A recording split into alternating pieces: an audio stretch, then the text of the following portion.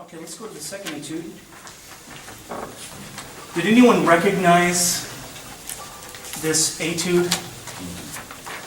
It's actually has a lot in common with Bill Evans' Peace Piece, which he recorded on the album Everybody Digs Bill Evans. Let me play a little bit of that for you.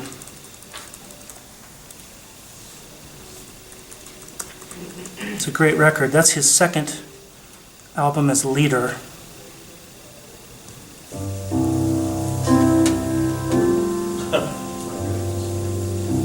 Even the same tempo. So what I would say is definitely hip your students to this recording in terms of softer playing, controlled pedaling.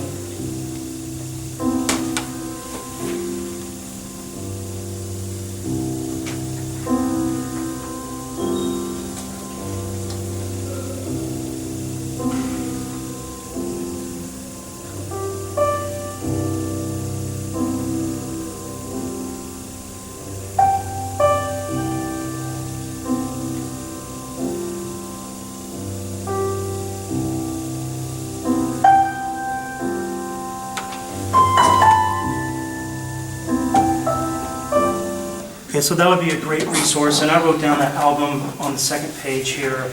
They're actually for references. There are several recordings of that. Those three recordings of Peace Piece are all really nice. And there's also a transcription of that recording that was published by Hal Leonard in a book called Bill Evans' Signature Licks Series. So if you had some students that maybe didn't feel comfortable transcribing right away, but they wanted to get some ideas from that solo, there is a transcription available you can get through Amazon or Barnes & Noble. So one of the things I was going to mention is I had a trumpet teacher that was a really great trumpet player, Hugh Reagan, and when I was just starting to learn jazz, he came over to do a lesson, we were playing a ballad, and he said, "You've got to play in time." And I don't know what I was doing at that time, but I guess I was doing something not right. And as we can hear, Bill Evans, he's playing an ostinato on the bass, so that means to have a steady pulse, even though it's slow.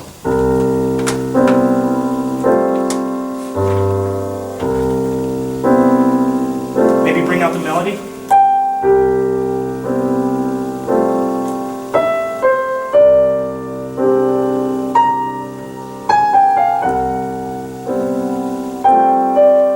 Phrase.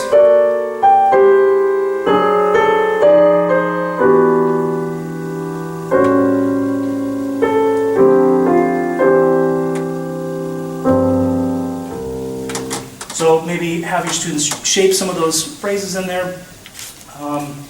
If you'll turn to the next page, let's go to the page that says Etude 2 Solo Section. I think one of the challenges for anyone on this piece is since it's unaccompanied, your left hand is going to have to include the roots.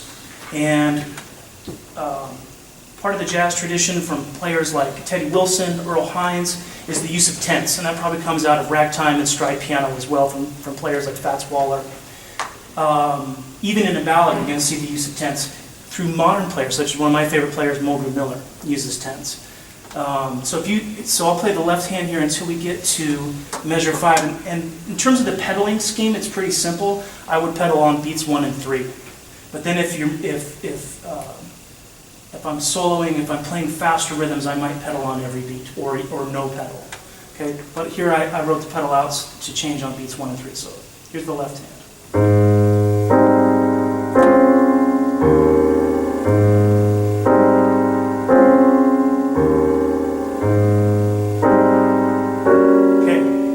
That's a sharp 9, but it's got a natural fifth, so that's going to have to be a half-whole diminished scale. Okay, that's a half-whole diminished. It's going to be a Lydian chord. Probably an altered. Here, I wrote out the left hand, and I wanted to share a little trick with you that I learned from Keith Jarrett. Keith Jarrett, you have to have huge hands to play tenths with the 7th in there. I can't get a 10th. I can't get a 10th from a black key to a white key. You hear people like Earl Hines. It's called cool stride. You have to have really, actually I've never met anyone that has hands big enough to play like that. So you might have a large hand and still not be able to reach that. So how are students going to be able to do that? I learned a trick from Keith Jarrett, who has a medium-sized hand.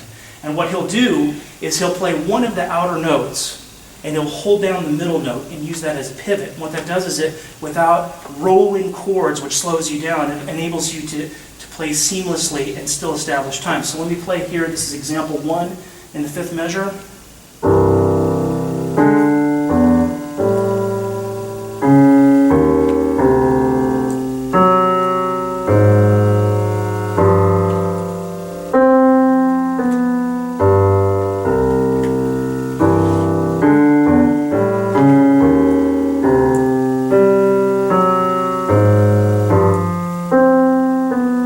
That's a little trick I got from Keith Jarrett. Enables you to play those tenths, which sound rich and full, have the root included, establishes time, but I can actually feasibly reach those and do that without rolling everything.